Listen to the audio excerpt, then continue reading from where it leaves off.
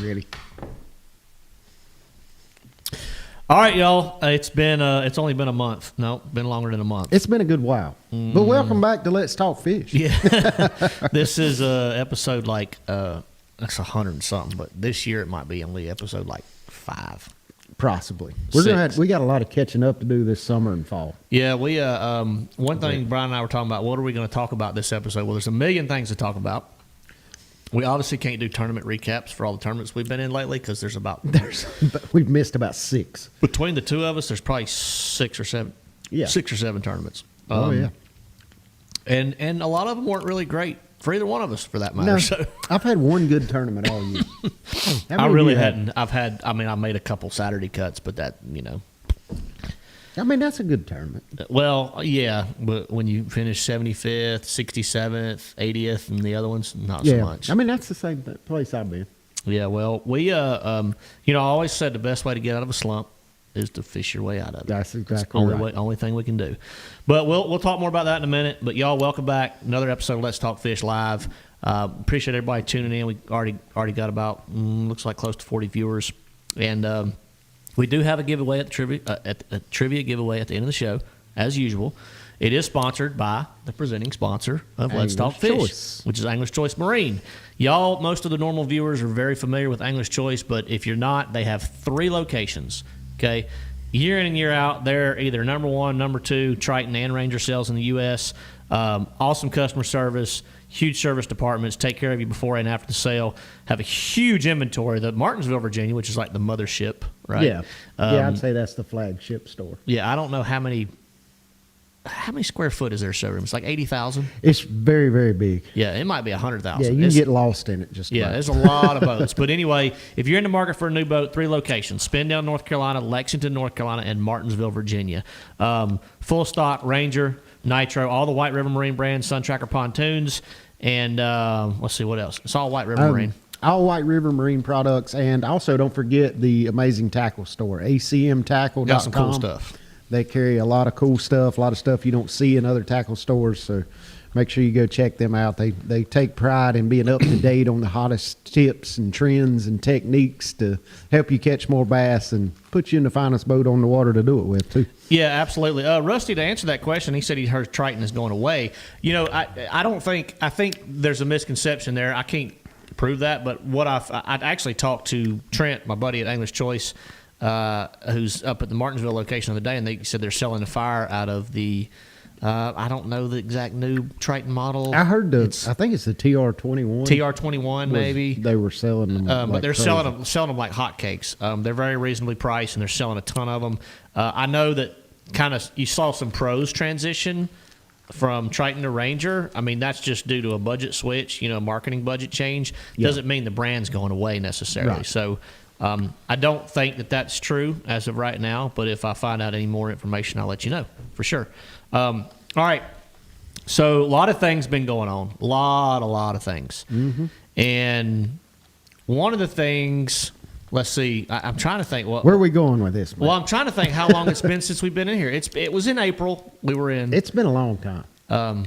Gosh, man, I may even killed a turkey since we've been in here last. Have we done a show since the Classic?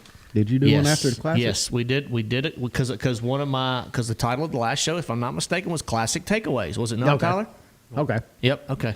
Tyler's got his mouth full of Sour Patch Kids. I think it was right before I got my opening. mouth full of Zots. So it's opening day or opening weekend, wasn't it? Of turkey season? It may have been. Do you remember us talking about turkey season or something? Okay. Well, we do have a couple turkeys in the freezer at this point, so I hadn't been invited over for what is it you make, turkey nuggets? I still got the meat. You'll be invited when we make the nuggets, so we're all good. Rusty, I don't want to correct you, but I think it was post Classic. I think it was after the Classic because the Classic was in March. And I think our last Triton show was XP. Classic Takeaways. That's what Jody writes. Yeah, that's it, Jody. It is The a Triton XP. XP. That's the one that's selling like hotcakes. Yep, for sure. We were wrong. I was wrong. But if you're in the market for a Triton Ranger, Sun Tracker pontoon, Tracker aluminum, they've got them all. Yep. And even Tracker off-road vehicles. Yeah, and they're priced to sell. And I'm not sure they're doing the tracker off road anymore. Oh, they're not doing it. I'm not 100% sure. Okay. But I know the Spindle location's not, but I'm not 100% sure about the Martinsville location. Gotcha. But regardless, if you're in the market for a tracker off road and English Choice is not doing, I know obviously you can swing into your local Bass Pro, pick one up. That is true. But all right, let's keep moving. Canterbury, old Hammerberry, He got him one. done went old school at the MPFL at Douglas Lake. That And, was fun to watch too. Like I watched a good bit of the live there. I didn't realize the water was so high, and like he was It catching. kept coming up. Yeah, they were flipping trash mats and bushes, and He caught a couple key fish, swimming the old white jig around. yeah, I seen a lot of guys on the old doing marina that. docks, that's a Yeah. big deal. And I think my old buddy Brad Staley, and I watched a little bit of live coverage on the final day, but I swear he was catching most of his fish, and I don't know, throughout the first 2 days, I didn't see it, under the dock that they were blasting off from. Yeah, Is that right? So we had a BPT at Douglas in 23. Right after, it was like the week after I won Red Crest at Norman. Same thing. Britt Myers caught them off that dock at the launch on a swim bait in February. Perfect. So- Well, everybody knows the best hole on Douglas Lake now. So. Exactly. Yeah, like I don't think he caught much. And this was when we were 5 fish limit, and he caught like 17 pounds off of it the second day or something Yeah. like that. All right, so congrats to Hammerberry. I thought about pestering my roomie to get him on tonight, and we could call him and get him on here. But let me I tell think you, he's in Mexico. he's in Mexico Yeah. for the Pan Am Games. And, they had some issues. Like, I talked to McCoy. McCoy's down there filming with Scott and them. Yeah. And they had some issues getting over there because some tariff stuff. It took them like 4.5 hours at the airport to get through all that crap. Oh, really? I don't know details. Trying but to it was, take fishing tackle over. Yeah, they were what limited lake to are like they 4 fishing? rods. I don't know. Oh, they could only take like 4 rods? Well, they were charged for like extra stuff. Yeah, And, gotcha. and charged like insane prices for extra stuff. So Really? I don't know how all this played out. I just know they did make it and they are fishing. Yeah. So And they should have shipped it UPS or something. yeah, I don't know. I haven't talked to them in detail, but the end of that tournament. But anyway, congrats to my boy Hammerberry. If it cost them too much, they probably could have just chartered a private plane. Surely it wasn't that expensive. It could have been. I mean, who knows? I mean, if you got 3 or 4 people, you probably get a private plane for $2,000 a piece. What with the tariff war going on, it may have cost probably every would bit of work that. out a Yeah, little. it may have. So, but yeah, to Smoke's point over here, that was one of the most entertaining tournaments. I mean, when you It get was. to see, and I text my boy Luke Duncan while he was commentating. I said, "Dude, you ain't."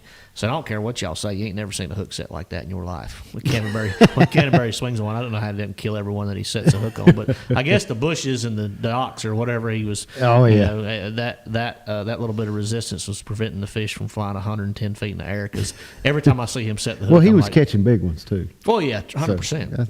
But to do what he did, 'cause Like the ones I catch would have definitely flew out. oh yeah, you should have been at the Sabine River. Yeah, you set the I hook, watched- go ahead and put your catcher's mitt out. I You can watched catch a most bunch of videos. Like guys after the tournament, they'd show them setting the hook and one flying out and bouncing across the deck and going out the yeah. other side. And then some of them were keepers. That's the bad Oh, yeah. thing. Yeah, like a lot of them 13 were. There is a pretty good one now. But anyway, so crazy tournament because I was looking at, Welcher. I watched a little bit of him on the final day. Obviously, I tried to tune as much as I could on day 3. My roommates, got a shot to win. 3-way tie I know that was pretty going neat. into day That was 3, pretty which neat. was cool. And Welcher's not used to that. no, yeah, yeah, apparently not. He's used to having to lead by himself That's right. by quite a margin. That's right. But to see Welcher, I mean, Welcher did everything he could plus some. Like he caught almost 17 pounds, which was like the 3rd or 4th largest bag of Yeah. the tournament. And then Canterbury just threw down the gauntlet. Yeah, got 19. Almost 20 pounds. Yeah, dude. That was Which is huge for Douglas right now, from what I've heard. 100%. And I talked my buddy Todd Goad. Everybody knows Todd, owner of Pulse Fish, and Todd's a local there. And he told me prior to the tournament, he said, I feel like 16 a day will win this tournament. And Yeah. he was pretty dead on. Oh, yeah. And Canterbury was right at 50 pounds, which was a little above average. But he told me after the tournament, he said, dude, Canterbury, like that's for this time of year on Douglas with Yeah, the conditions. and to do it 3 days in a row. Yeah, that's smoking them. That's smoking them. I was surprised nobody caught them deep out there, like offshore. Like I always thought Douglas was a. Well, they didn't have FFS. and now all them schools are. Yeah, but I mean, still, you would have thought somebody would have found a deep school they'd catch crank in or something like that. Some of the guys work fishing deep. Yeah. They weren't able to keep up with the pace though for the quality. Right. All I guess with the water coming up too, probably the conditions were not very suitable for fishing out deep. But I still say, forward facing sonar, the deep schools on Douglas, just like Wiley or anywhere else, like you because they're so pestered, because they're caught so much, Right. because they get broken up so fast, you need FFS to be really efficient out there. Yeah, that's true. And now, guys did catch deep fish in that tournament. I don't know how many checks were cashed deep, but I can tell you this much: everybody that I saw was fishing shallow. Yeah, fishing everybody that did good that I saw. Yeah. So that's interesting. Keith said the Sabine was almost unwatchable. See, I have to agree to disagree, because the Sabine, I've always said, and Tyler's over here shaking his head yes too. You actually agree with me? Yeah, that was a very exciting Yeah, tournament to well, watch. just from a fisherman's standpoint, I know what goes into a grinder, so to speak, and it's always really intriguing. It was a welcome break from the norm now. See, I think the way that's look why at I it. liked it. Yeah. Well, you had the final day. Anybody in the top 10 had a chance to win it. Right, exactly. Correct. Anybody. 100%. And you know it wasn't going to be won by somebody just trolling around in the middle of the river, scoping dots. The Sabine is an extremely challenging fishery. I could write a book on how many. The reasons why it's challenging, but all rivers are kind of like that, though. Yeah, I mean, it may be more than most. More because every bayou that you went in, especially given our current conditions this year, was crazy, because so the water levels were different in all of them because they're fed by different rivers. Right. And the rain and the flooding that was coming from different areas, dude, where I was fishing, it was low. Really? The Sabine was high as crap. So it was. Now there's reasons for that though. So you have these saltwater barriers, right? Yeah. You're familiar with saltwater barriers? Not really. All right, so they're kind of like locks to keep the salt water out. So you have to lock. Yeah, well, kind of, sort of, yes, basically, but it's not what you're thinking lock. Like, it's much quicker, it's lower, it's more efficient. Yeah. Anyway, basically, they just open a gate and everybody drives through. You don't go in between two. So does that make sense? Yeah, like they just open one gate and just Everybody let goes a through. little bit of water in. Correct. It's like this much. You can see it. Yeah. So, but I'll give you a tip. If you ever go through one of those things, and I learned this through Canterbury, as soon as them doors got wide enough for him to slide his boat through there, he attempted to go through there and it about slung him into the side of one of them gates. So wait till the sucker's all the way open, because even though there's only that much water pouring out of it, that's a lot of power. Oh, yeah. That's a lot of current, and water is very powerful. I can promise you that. But anyway, yeah, so the They saltwater... probably got signs there, too, that says wait till doors are No, they open. really don't. Oh, really? Dude, this is Louisiana and Texas. They don't have no signs like that. It's a free-for-all down there. It's like, whatever. It's a free-for-all. Finish your beer, come on through, Yeah. Like, no, it's a very, very interesting fishery. I mean, we call it, like, Canterbury went over to Houston and practiced one day, which is 2 hour insane run. Insane run, yeah. And with the wind that we had, we had a 15 to 20 mile an hour wind out of the south-southwest every day. I'm not saying it would have been impossible. It would have been. Well, it's Texas. The wind blows 20 every day in Texas. Yeah, but so our run to like Taylor's Bayou, where I was going, Yeah. you'd be proud of me, dude. I made an hour run one way. Really? I don't do that ever You were in Taylor's with everybody else? with like 60 boats. Yeah. Yeah, That's what I heard. But the reason the water was low in Taylor's is because they had the salt. The week we were there for the elites, never fails. They just happened to have the barrier closed, so they could do some work on it on Thursday, Friday, Saturday, Sunday, which allowed the water not to come in and out, so it would drop in Taylor's. And then as soon as you went through the barrier, it was high, pretty color, looked great. But then you went to flipping out there, and all you caught was like flounder and redfish. Yeah. So because the salt. The salt water, I guess the salinity was too high. But they've had every bayou's affected differently through storms too. So you don't know the population and the quality and kind of where each bayou stands until you go in there and actually experience it yourself. I mean, you can't research that stuff online. Like, you can see hurricanes hit so-and-so time and all this stuff, but you don't know about the saltwater intrusion and how far it went and, like, the flooding and which rivers got it the worst. So nobody caught them really in the Sabine this time? I don't know if anybody did really good around the ramp this time, to be honest with you. Because last time there were several guys. Yes, That's where Brock won, wasn't Yeah, it? there was like half the top 10 right there within 2 miles of the ramp. Right. The conditions were totally different this time. There were some guys that caught them out of the Natchez River. Taylor's, those were kind of the two main players.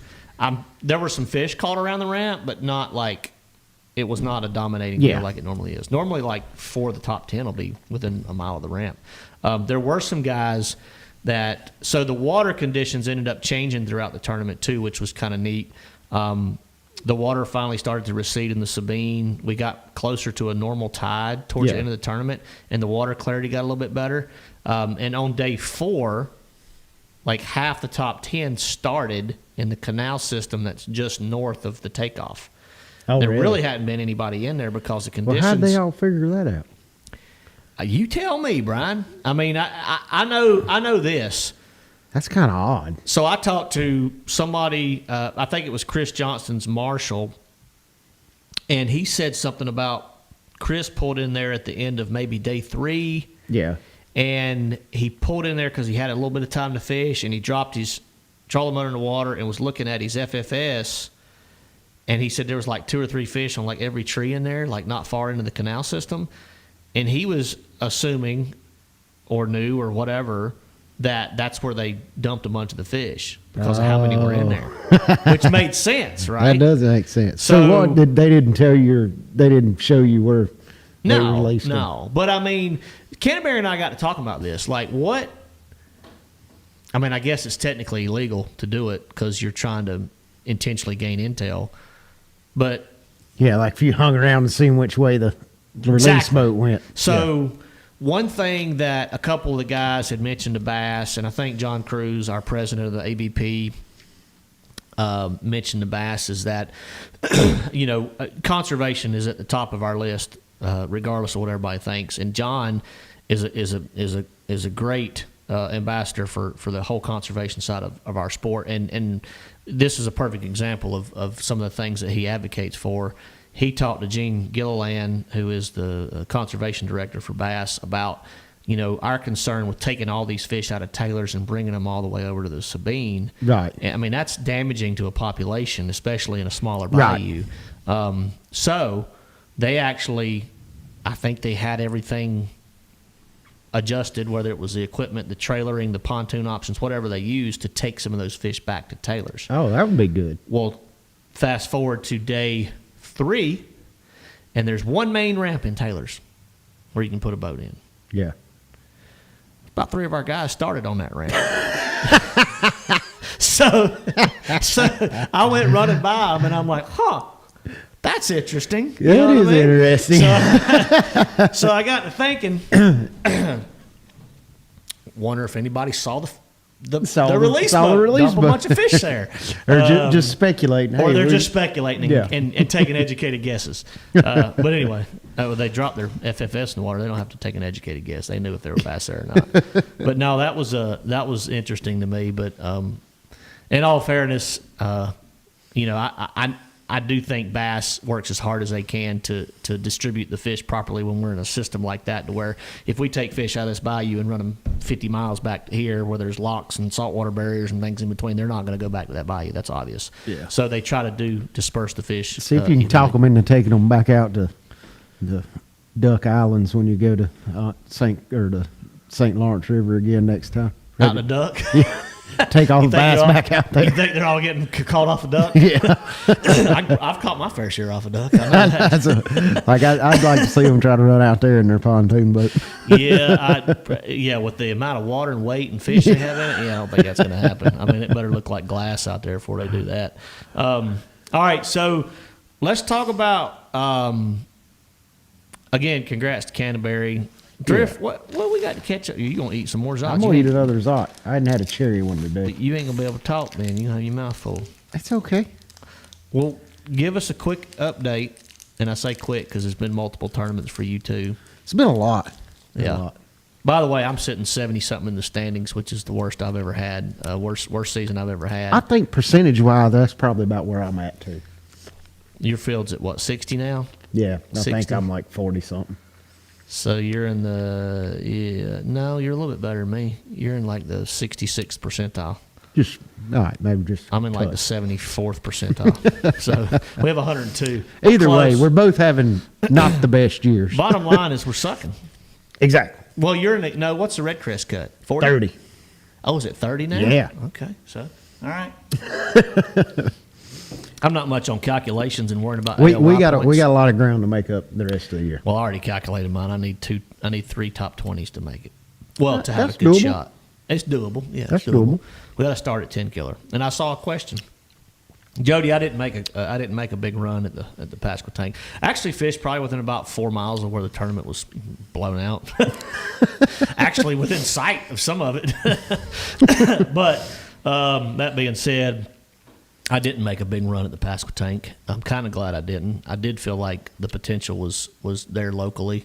Obviously, it was. Yeah, obviously, and the first today was bad decision making on my part. I got in a bad rotation, pulling somewhere. Brock Mosley was in there pulling somewhere. Brandon Lester was coming out. You know, So that's what's plagued me this year. bad rotations, Yeah, bad rotations and just timing. making one decision that's off by 20 minutes. Yeah. Or stuff like that. Like I've been on fish to do well in every tournament. And it just like Yeah, and one people- little thing doesn't work out. Yeah, people ask us all the time, and I get this comment, which I'm not. Don't worry, I'm not offended by it. But it like isn't fishing a lot of luck or a lot of? And I'm like, y'all. Let me just tell you something about the professional level. It's just like any other sport. Everybody's really, really good. Really good. But the separation between the anglers in each tournament is like that much. And it looks like this much on paper, but it's that much. Yeah. And that much meaning it is a decision that was made 10 minutes too late. Right. Or it was a lost fish that may or may not have been your fault.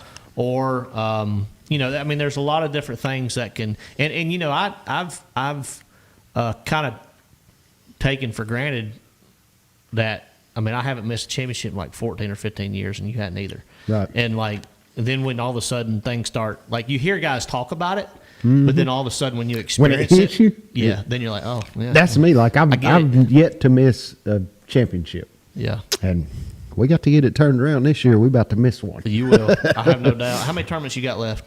3. You and me both. Well, imagine that. All right. So let's. What was your last tournament? Our last one is Saginaw Bay. No, the last Oh, tournament the you last fished. one we had was at Chickamauga. And That was the down to the wire one, wasn't it? Yeah, Jacob. Yeah, that's right. So That's- that was that- probably the best finish I've ever seen. That was exciting. So, in tournament answer me bass this. I have a question about the ending of that. So I watched it a couple times because there were some highlights on Jacob's page. Oh, yeah. Jake Lawrence and It was like that was amazing to watch. so the fish that Jacob had hooked and lost, would that have won it for him, or couldn't get in time, or whatever happened? I believe it would have. I You forget think- what it had to weigh. Like I'm not sure. I think It it was was a big like smallmouth. yeah. And Jacob had been catching big smallmouth. Like he'd been catching 4 and 5 pound smallmouth Yeah. for the last 2 days at Nickajack. Yeah. So I'm saying there's like a 99% chance That if, fish probably if would've done Jacob it. hooks that fish 20 seconds earlier, he wins. But then Jake Lawrence, what he caught one 20 seconds before, like it was insane. Like Yeah. That was one of the most exciting endings I've seen. It- in a it really long was. time. Chuck Fish wanted to know how much it'll take to win 10 killer. I wish I knew. I have no idea. Well, I've only y'all fished. had one event on 10 Yeah, kilo. and haven't you? I can't even remember what I won it. remember Carl Jochimson won it. It was a low weight deal. It was in the fall. Wasn't It was in the fall because it was COVID year. Right. So they Yep. moved some of our tournaments to the fall. I know it was like September. It was like hot Yeah. as Hades. I was pissed off because deer season was in. I was fishing. And no, Oh, my it was a tough tournament. I actually caught him on a jig and had a good finish. I think a top 20 finish maybe in that event. But it's a very small lake. Like relatively speaking, it's only like 17,000 acres. Oh, really? That is small. And I'm sure this I time mean, it's not around- small, but when you put 100 guys on it practicing for 3 days, it's Yeah, small. 100%. Yeah. Like You know, everybody finds everything. Oklahoma's had a lot of high water recently. Mm-hmm. I don't know 10 Killer's current situation. I'm going to kind of wait closer to the event to kind of really. I mean, So when's that coming up? I leave a week from Friday. Okay. So it's a Yep. couple weeks away. But it's going to be an interesting event. If the water's super high, maybe it'll spread the fit out a little bit more. But if it's not, it's going to be it's going to be FFS all day, every day, 100%. Yep. The water on the lower end of the 10 killer is typically pretty clear. I think 3, 4, 5 foot visibility. It does have spots, smallmouth and largemouth. Yeah, in live it. sonar is going to dominate. Yeah. I mean, that's kind of where I'm looking. But as far as the weights, man, Chuck, I have no idea. I would assume like anything in the teens every day is probably pretty strong there, given that it's going to be June. Typical of most lakes in Oklahoma, Carolinas, things like that, you catch 14 to 16 pounds a day, and you're doing really, really good. I don't think 10 killer is known for a lot of giant bass. If I have no idea what even won last time we were there. I don't remember. I'm wanting to say it was like 15 to 18 a day. Yeah, it wasn't something big like that. weights. I feel like I had like 10 to 12 pounds a day and did really, really good. But again, it was September. Yeah, I was going to say that's a little different when you factor in a fall tournament. Yep. So Rusty, it's funny you asked that question. So told Thrift what I was going to talk about. Oh yeah, here we go. I can just step away now. Matt's No, you don't about have to to take step over the away. reins. No, look, man, I enjoy your input and your support. And if I get railed by somebody on here, you can defend me. I will do that. Would you I don't do think that? anybody's going to rail you. No, I'm here to state facts. And unlike a lot of other social media gurus, Let's start off first by defining it as live sonar. It's not FFS. It's live. what I said, did I say? Well, Rusty said FFS. Somebody already corrected that earlier. I can't remember who it was. Said a live sonar. Sorry, live sonar. Because we've said this before, but live sonar, like it trips me out that people on social media will be like, well, they had GPS came out one time and 2D sonar came out one time. And I'm like, tell me you know nothing about live sonar without telling me you know nothing about live sonar. Yeah. And that's the people that say they compare it to the other innovations or other technological advancements in our industry, because live sonar is like nothing else. No. Live sonar is exactly what it says. It's live sonar, and it does not compare to anything else. Somebody did compare it to Humminbird 360 No. the other day, and I'm like, no. How can they do that? No. And if anybody nowhere wants to near the explain the same. difference, he's sitting right here. Yeah, it's nowhere near the same.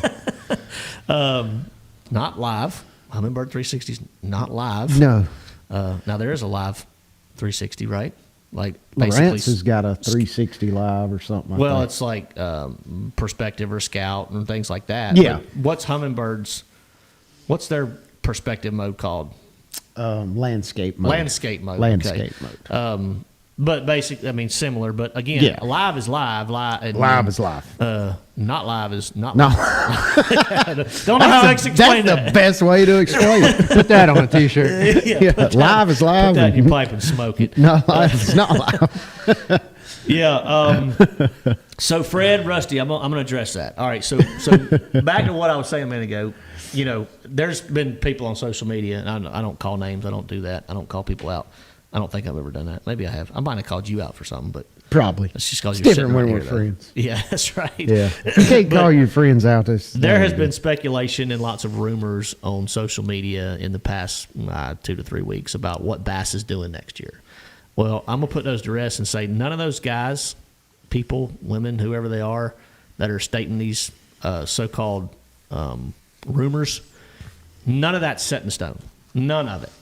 And I can promise you that. We have the ABP, which is the Angler Board of Professionals. We formed last fall. They've had multiple meetings with Bass on different topics, including FFS, and there could potentially be some changes for 2026. There's been several different meetings between the ABP and Bass recently. There are some e-ballots in the works. There's been some things that have been discussed, but nothing is set in stone as of today for 2026. Again, we still have a lot of things to work through. So everybody that's saying, well, we're going to go 50-50, oh, they're going to ban FFS, oh, they're not going to do anything, we don't know yet, and that's the facts. We do not know, but hopefully within the next, I'm going to go out on a limb and say 3 to 4 weeks, maybe we'll have some better insight on what's going to happen. But there are some things in the works to possibly have some changes for 2026, and that's all I can tell you. I mean, that's the facts.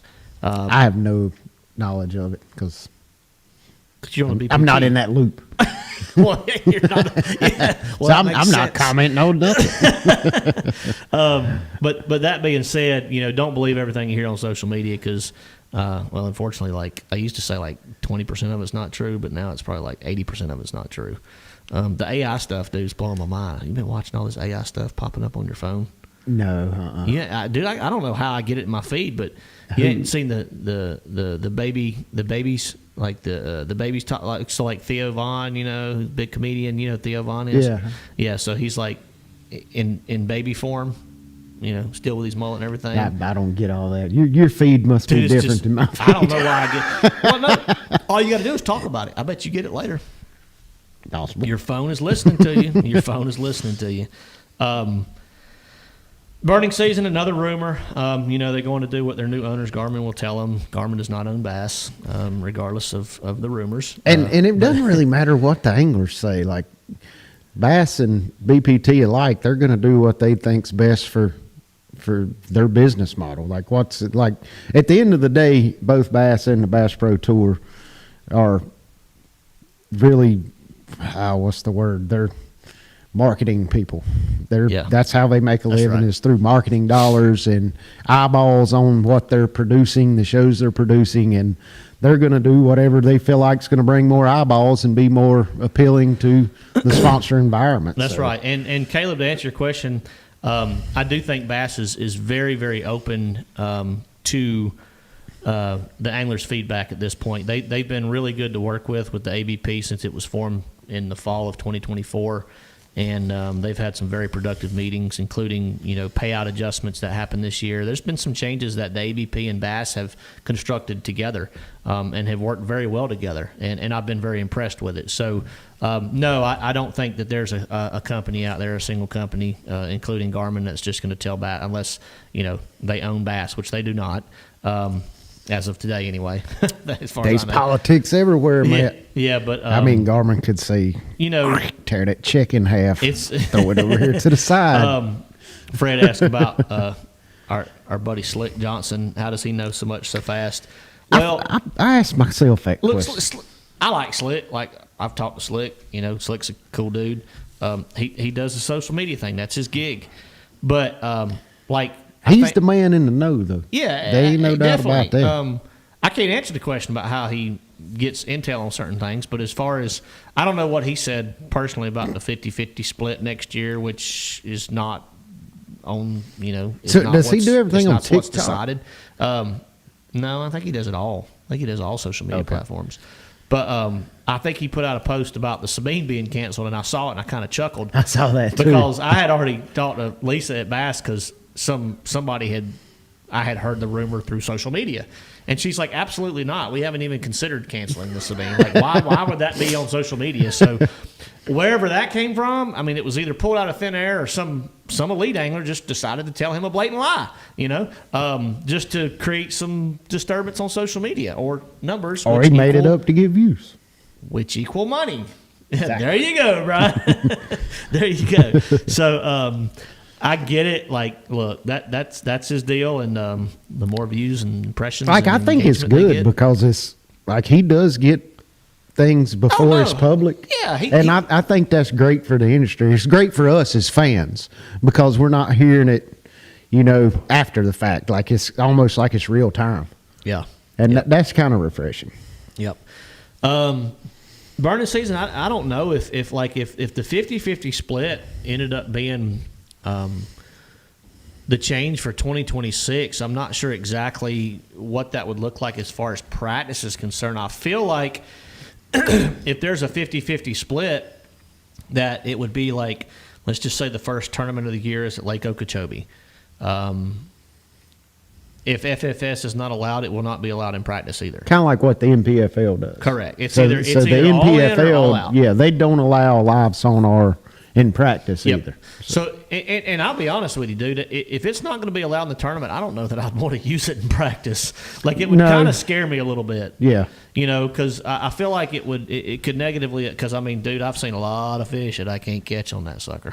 I think about that, and I need to push that to the side because I feel like that's something that slowed me down over the last 2 years with live sonar is I spend more time trying to catch fish I see that won't bite when, before the onset of live sonar, we'd pull up, fish that place, wouldn't get a bite, and we'd go somewhere else and we'd catch them. Yeah. So you it's like you spend a third of your day, half of your day fishing for fish you can see that you can't figure out how to get the bite. Yep. Whereas if you kept covering water, you'd probably find a group or two that would bite. The big hair on my microphone. I don't know where that came from. Oh, Lord. It's probably out of your goatee. Burning season will snow if either of us plan on fishing the MPFL next year. I do not as of right now. And I mean, a couple of reasons for me personally. One is, as long as I can make a decent living, keep my sponsors happy, and fish just bass, I'm good with that. It gives me more time at home with the family. I don't want to add more events to my schedule unless I absolutely have to. The other thing is MPFL, although I agree with a lot of the things that they do, the ROI is not very great. Like it's like, I think it's $5,200 a tournament. Yeah. And the last place check, which they only pay, I think they only pay about 30-something% of the field. And the last place check doesn't get much, well, counting expenses, you really barely break even, I think. I think it's like $7,000 or something. Yeah. So, I think Brian looks at things like I do. Like if you go out and win one like Canterbury did, like obviously make your money. I mean, I'm definitely interested in fishing them. I would love to add a tournament or two to my schedule, but I can't a tournament or two. So. Right, but I can't justify adding a whole nother trail of 6 events or 5 events, because you got to look with the Bass Pro Tour now, and Matt's likewise with the Elite Series. We're fishing 7 to 9 regular season events plus the Classic, Red Crest, heavy hitters. So there's potential that in the MLF Cups that we have, there's potential there for me to have, upwards of 11 to 12 events in a single year. And if you add another 6 on top of that, you're looking at 18 to 19 events throughout the course of the year. And that is a lot to take on. If I was in my 20s, yeah, maybe. And I agree with that statement. But now, we've both got families. We both have 2 young kids, and that family time and home time is just as important as making a living.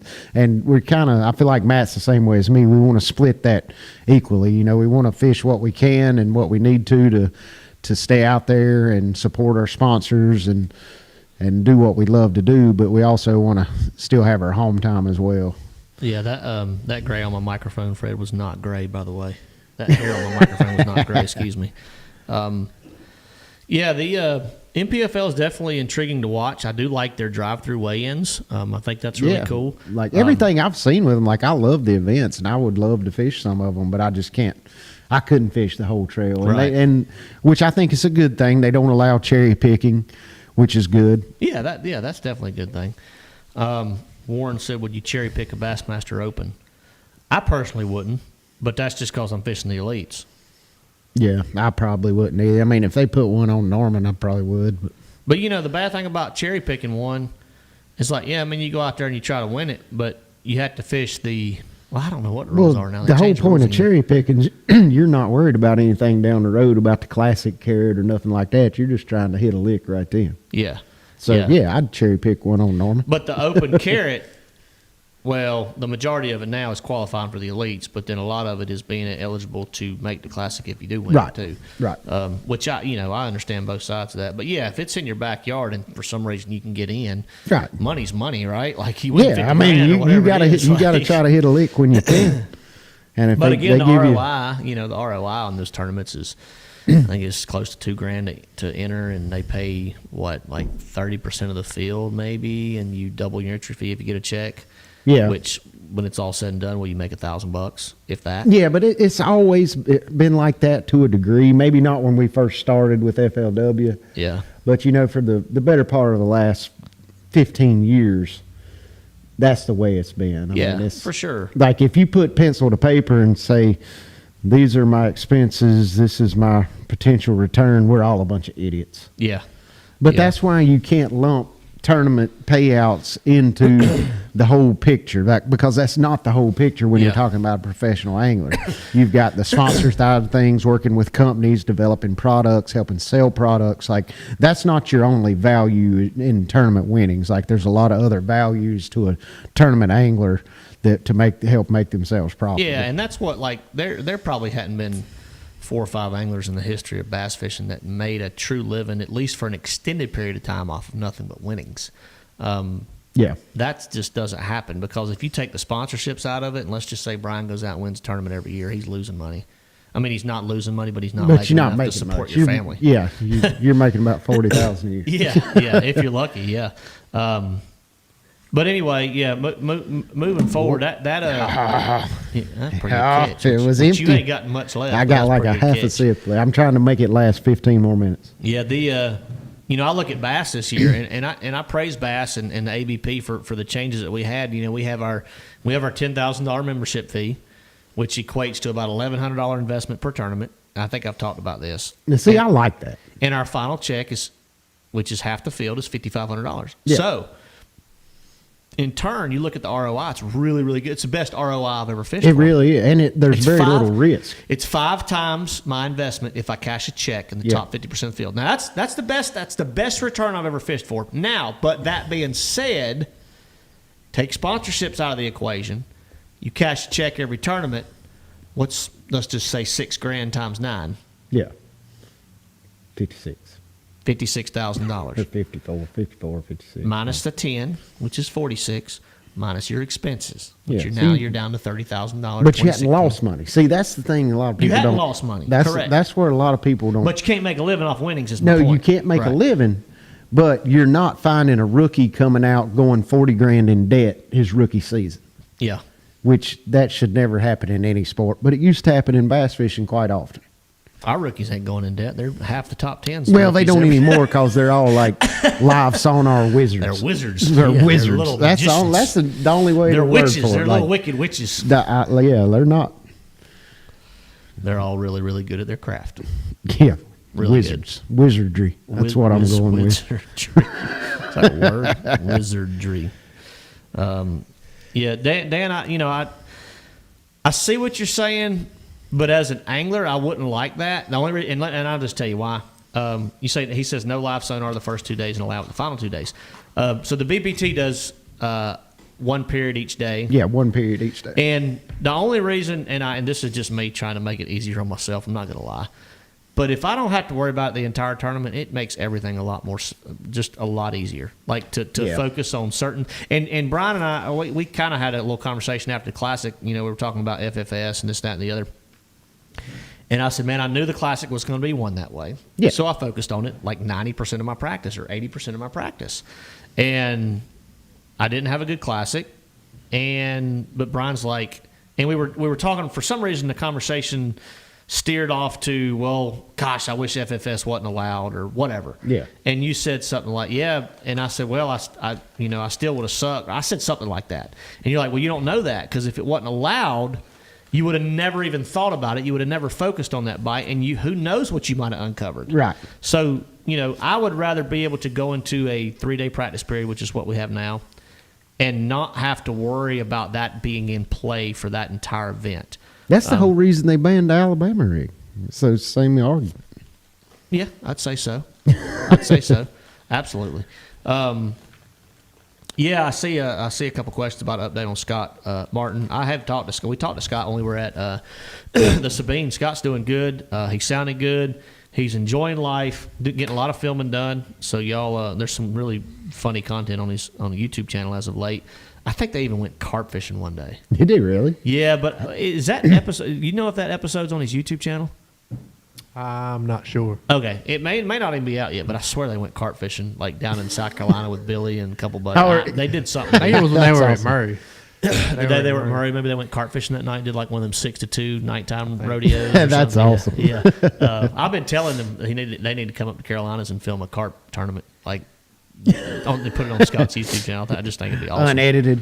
People would be like, "What in these?" They'd have to get a lot of not NDAs, but a liability releases signed from people. Why do you say that, Brian?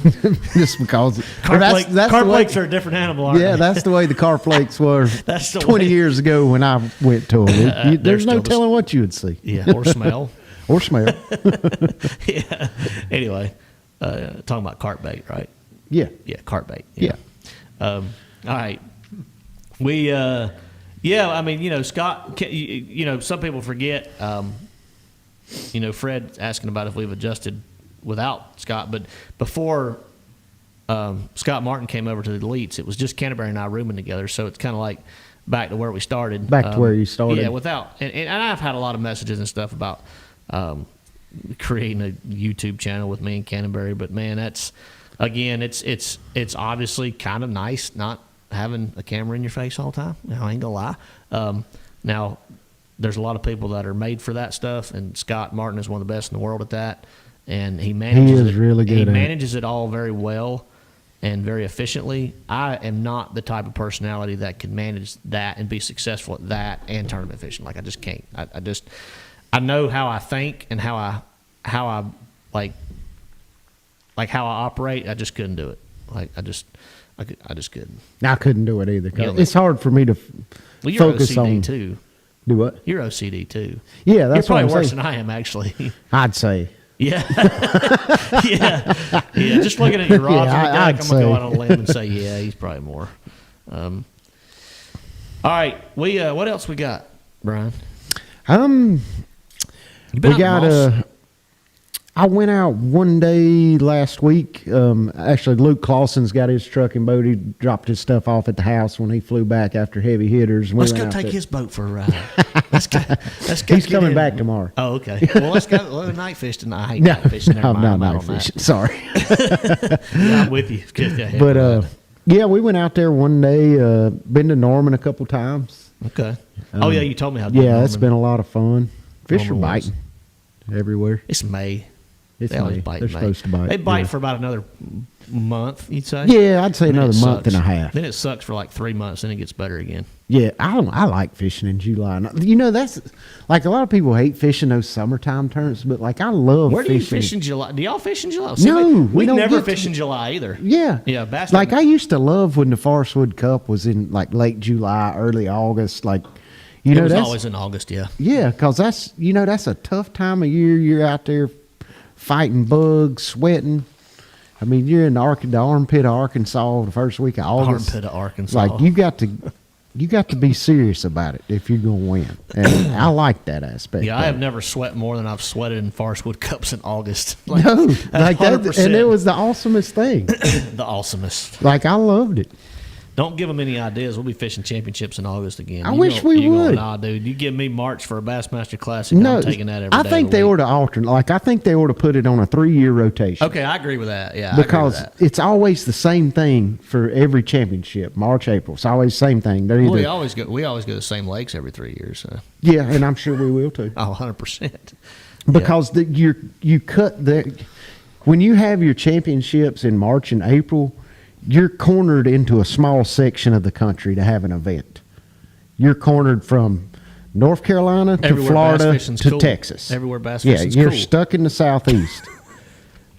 But if you would alternate like a 3-year, like have one in March, next year have one in May, June, the next year have one in August, September, like a a Northern Classic or a Northern Yeah, Red I don't think Crest. we've ever. Has there ever been a championship like? So there was going to be Up north? one Forestwood Cup at Lake Champlain. I got 9/11 and canceled. 9/11. It was in 2001. They were actually starting practice when the whole thing went down, and they ended up obviously made the right call. They canceled the championship. And to my knowledge, they split the purse among all the qualifiers. Huh? It's- Yeah, I think that's right. I think that's accurate. Yeah. That's what I heard. Right. But that's the only one that I know of that would actually have happened outside of a spring or August. Well, that one was still in August, but a northern type championship. Okay. Is smoking on MLF Live a no? No, it's legal. On live? Like while you're on live? Yeah. Okay, so if they tell you you're going live, you can keep smoking. If you want to. Yeah, FLW used to not allow that. yeah well, FLW, you couldn't smoke and fish. Like you couldn't hold a rod and fish. Like you could sit down and smoke and then pick up your rod and fish. Oh, really? Yeah. Well, I said that there was a question on there to ask that, but they might be referencing Fighter. Yeah. Fighter made a. Yeah, I forgot about it. Yeah, there was a classic at Three Rivers in Pittsburgh, and then FLW had a championship up there at Pittsburgh too. Fighter set the hook on one on day 4 at Lake Fort with a cigarette hanging out of his Yeah. mouth. It happened. Well, yeah. I mean, you get a bite, you're going to jerk, ain't you? No Yeah, matter what else is exactly. going on. So evidently my knowledge of bass fishing history is not very good because there was 2 classics in Chicago too. My point is, it's been a long time. We need to do it Chicago, again. wow. Maybe we go that. That's pretty cool, Dan. I didn't know that either. I remember. Golly, Wait, what's Chicago? Woo Dave's won one in Chicago. I remember that. What is Chicago? Is that part of Three Rivers or something? No, Three Rivers Or is in Ohio Pennsylvania. I don't remember what river. It was a river they fished Could in be Chicago. Cumberland or something. Yeah. It's up through Illinois. I'm right? not sure. But Huh. I remember Woo Dave's one of them. Yep. I remember watching that on TV way back when. Chuck wanted to know if we got any turkeys. Well, Thrift doesn't turkey hunt, but No, I don't. I did our limits 2 in North Carolina. I did kill my 2 in the first 3 days of the season, and then it kind of sucked because I didn't really go after that. I couldn't get some buddies Well, to if go you with killed me. your 2, there you can. Oh, No. you're gonna go call them. Yeah. Take somebody. I did go with my best friend a couple times, and it honestly after the first couple days, the first week of the season, I had to travel a little bit during turkey season, and I was gone. Pasquotank River was funny. I 'cause- remember Matt fussing about that. Well, I was at the Pasquotank River. The season opened on Saturday, and if it wasn't for a lost fish on day 2, I would have made the Saturday cut. But the bittersweet ending to that was I didn't make the cut. Came home, killed a turkey. Dude, I left the Pasquotank River and burned rubber to get to Shelby, North Carolina because the season opened the next morning. And I woke up, opening day, I woke up and I hunted 4 different properties from sunrise until 4 o'clock that afternoon. I put in 20,000 steps and I killed my turkey, first turkey of the season, obviously, opening day at 4 o'clock that evening. I've never killed one that late, but yeah, and then I killed one on that Monday, and then I was done. But after that, it actually got really tough and really slow. North Carolina, unfortunately, our overall population numbers are down, which they're dwindling. Are they really? Like They're dwindling everywhere in the U.S., man, but it's more due to a habitat loss than anything. Nest predators are a big issue. A raccoon gets in a turkey nest, eats every egg in there. Yeah. That's a bad deal. But overall, it was kind of a couple times I went after that with buddies to try to help them get a turkey. It was really, really slow after that. We got on a few birds, but they didn't want to talk. They didn't want to cooperate. And but anyway, I was on the road the majority of turkey season. But we did get our 2, and can't wait till next season. I didn't go any. I listen to them every morning on the back porch. I get up to let the dog out. If I hadn't killed my 2 in the first 3 days, I'd have probably ended up in Thrift's backyard. Because nobody knows at this point, Thrift's backyard is like it's like a killing home. It's like stuff dies It in is his kind of backyard, like dude. wild animal vortex. It is. But all right, it's about 4 or 5 minutes till 8 o'clock. Don't forget, we got our trivia question here in just a minute. We appreciate everybody. We got well over 100 viewers tonight. Yeah, so. and I know I'm going to be gone next week, and Matt, you'll be gone the week after. But Yep. hopefully after that, we'll get back, and we're going to try to get back to doing the shows a little more regularly. Say that every time we're in here. Regularly, That's a word. something like that. We Yeah. say that every time. More we're in often. How about that? Here. Yeah, more often. More often than one a month. Yeah. But Yeah. again, we do appreciate everybody tuning in, and We need to get up. We need to get up a special giveaway, like sweeten the pot a little bit. On Yeah, the we next need to show. holler at some of our. Maybe we holler back at Rely On. Ooh, that's See a if good they got a idea. lithium battery they want to give away. Yeah, I think we did that one time. We did do gave that away, one day. We've given away some cool stuff on this. Yeah. We've given away Costa Costa sunglasses. Yep. But yeah, I'll We've tell you given a what, lot away doing this show for the 100%. last 5 We'll, years, 6 years, however long it's You been. pick. I'll tell you what we'll do. I'll pick one of my sponsors. You pick one of your sponsors. Not. We both have P-line, but we don't want to give them a spool of line. We can do more than that. Whoever you want. We'll give them a spool of line We'll from the do garage. something special. Yeah, We're gonna we'll have a do something special episode, Might give and you away never a- know when it's gonna happen. So you just got to watch because we won't announce it until we Who's go your real live. sponsor? Are you got a real sponsor now? I do not. Okay, so you're not using your Fitzgerald. Fitzgerald rods. Okay. We'll come up with something. I'll tell you It'll what. be good. I'll come. You come up with a rod. I'll come up with a reel. All right, we can do that. How's that sound? That sounds wonderful. We'll do a rod and reel combo. Be probably at least a $400 deal. No, it'd be more than that. Probably $500 deal. Yeah, we'll come up with a rod and reel combo. We'll do something good. But we even spool it up with P-line. yeah, we'll put line on it. Don't worry. We'll have I it just spooled up wanted to for give you. away more than just to spool the line, but we'll put line on the reel too. Yeah, we'll put line on the reel. Put it back Maybe in even the tied box. to Mickey bait to it. Yeah, we can do that. Yeah, or Thrift can do that. I don't have any. It'll be ready to go. So my whoever friend, wins my friend is that's going to. sponsored by Demiki never gives me any. So actually, I got some stangers. You, I do have some all you got to do is stingers. ask. I got some stingers. Them stingers catch them, and good. Them stingers are pretty good. Has anybody ever given away a rod reel ready to go, like with line, a bait tied? All you got to do is go throw it. How you gonna ship that? I mean, I guess you gonna ship it in a tube like anything else. Yeah, we'll ship it in a tube. Well, I'll spool the reel up and give you the reel, and you take care of it. Since you got the rod, or I figured like I could ship a reel no problem, but the rod probably have to come. From Yeah, that's true. Trevor. We might not want to. We not want to ship it tandem. Yeah, Man, tandem would be. You may kind have of to a pain. some assembly acquired, Worst case scenario, you're gonna have to put the reel on the rod seat and screw it in. and then thread the line through the guides and tie. Yeah, back. the line will be on the reel. Line will be on the reel. And we'll match the line up for whatever techniques are most popular during the giveaway month. How about that? And check the reel if Matt gives the reel away, because I know he's going to back off the drag, so you backlash at first cast. Well, if it's a new reel, I won't even adjust the drag. So make sure you. Well, yeah, you got to adjust it. It's got to be ready to go out of the box. And they gonna set the hook on a 9-pounder and break it off and blame it on me. Would that not be a good story? Not the Not drag. if they blame it on me, it won't. I'm not talking about the drag coming out of the reel. I'm talking about the casting drag, the magnetic drag. Oh, the brakes. The brakes, the magnetic I got that. drag. Yeah, I got you.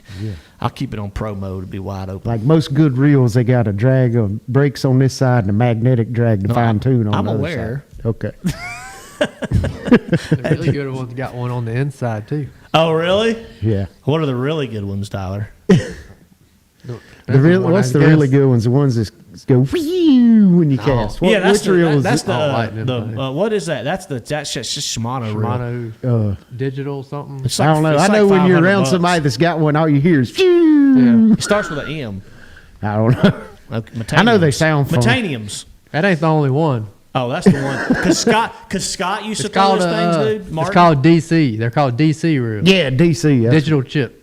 Yeah, I know when they cast it, it makes a really funny sound. It sounds Yeah, so pretty that cool. would drive me crazy when I'd watch one of Scott's videos. Yeah. And he'd make a cast. I'm like, dude, I to turn the volume down. I can't hear that 687 times a day. Like that would drive me out. Metaniums. Metanium, there you go. I told you. That's what I just said. Thank you, DC Rusty. too. They probably got it in all of them now. They do. All right. We got to get on to our trivia question. It's Yeah. 8 o'clock, and we got a good trivia question. It is sponsored by English Choice. No, we're not giving away the rod and reel tonight for those that are getting ready to ask. It's gonna be a surprise when we do that. Yeah, we're not going to tell anybody Exactly. until we do it. So, trivia question time. It is sponsored by English Choice Marine. English Choice Marine is giving away a heavy-duty weigh-in bag and a hat. All right. Whoever wins, by the way, whoever wins is the first correct answer that comes across our feed. That not we your see it. feed. We call it. Yeah, we call it. And whatever we call is the final. End the story. Don't send me a private message getting pissed off. Saying I was robbed. Because saying you were robbed. But if you Not were the way it robbed, works. just know that it's Matt's fault. Yeah, everything's Matt's fault. But how come you never? You probably get messages too. You just don't ever read them. Possibly. Yeah, exactly. Or you'd be like, somebody will say, "Man, I sent you a message about winning that trivia." And you'd be like, "I didn't see it.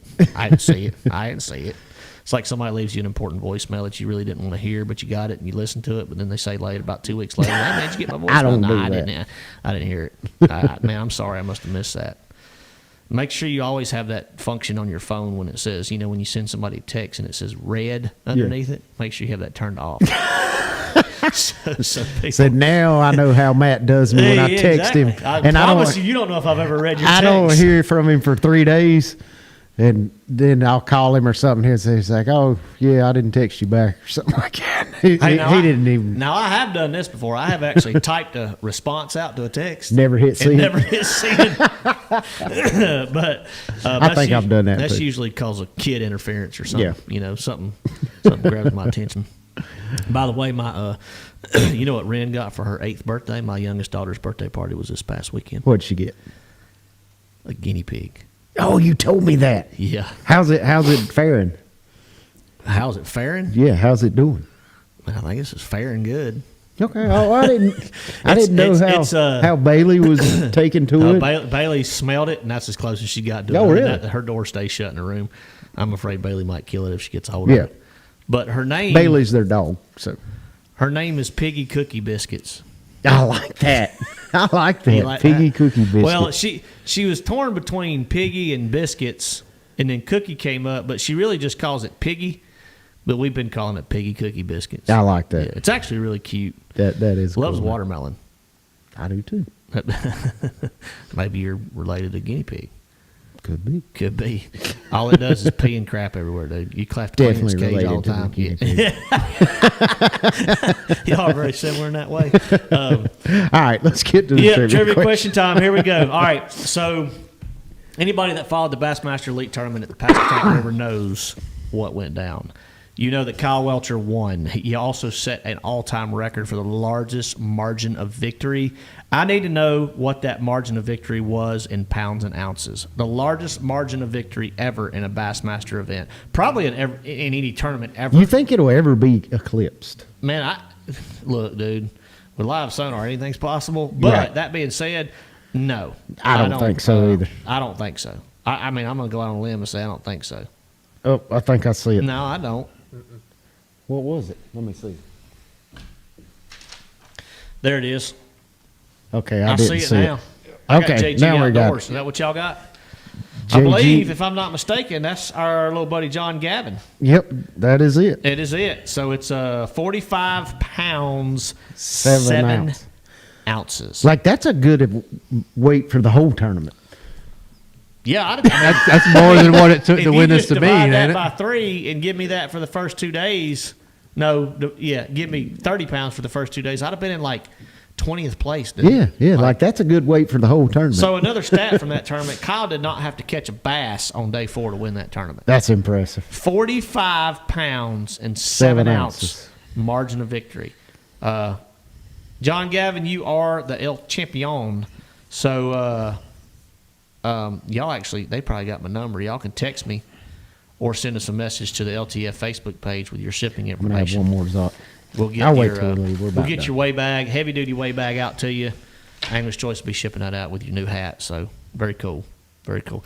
And if I'm not mistaken, there's his dad. Kevin's on there too. He's saying He said, "Way to go!" He's congratulating his son. Y'all watching on the same computer? You can't be. They're commenting on their 2 different accounts.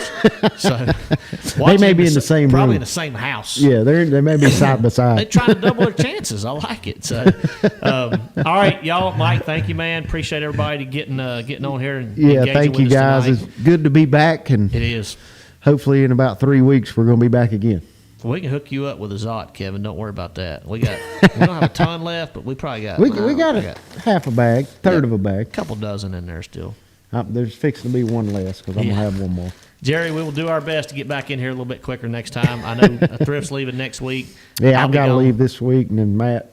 the week after. But after that, I do have. Now we're going on a little vacation. Y'all probably are in July. doing something. Yeah, we are. But towards the end of June, I'll be around. We get in the studio. We can actually give a tournament update, wrap up report since we'll each have one tournament, That is true. and we can do something fairly accurate. I can't get into Brian's the worried about his Zot. I am. All right. We appreciate y'all tuning in. Good to be back in the studio. Good to hear from everybody. And, maybe next time in the studio we might have some actual facts about what Bass is going to do next year, too. Who knows? Possibly. So, I mean, possibly. We won't say definitely on that deal. But, again, thanks for everybody tuning in. And we are Thank you, guys. We're signing out. Brian, you want to sign us out? Yep. Going to be back in a couple weeks. Thanks, everyone, again for tuning in. I know it's been a while, but it's always good to get back and catch up with everyone. I feel like coming up pretty soon, we need to do another, what's on your mind show, like where we just answer questions and You tips sure you and want that in technique. this day and age in our industry? Of course. That's where it gets fun because we don't, Like, that's my favorite shows is when we don't know what direction they're going. Oh yeah. But anyway, guys, thank you. And remember, if we can't go fishing, what are we going to do? We're gonna sit here and talk fish. See y'all next time.